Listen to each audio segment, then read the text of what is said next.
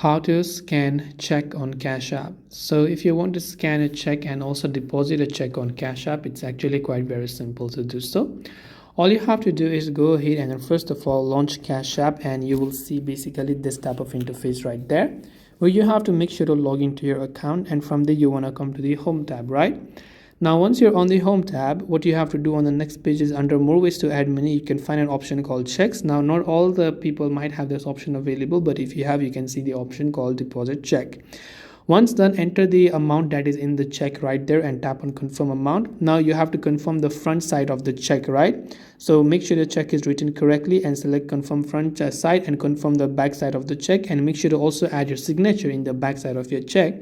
And you have to take a photo of both the front side as well as also the back side.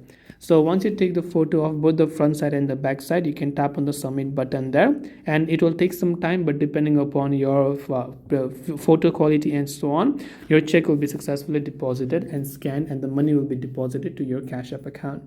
This way you will be able to scan check on Cash App. I hope that this video really helped you. If you have got any further questions, feel free to leave them down. Thank you for watching and see you in the next video.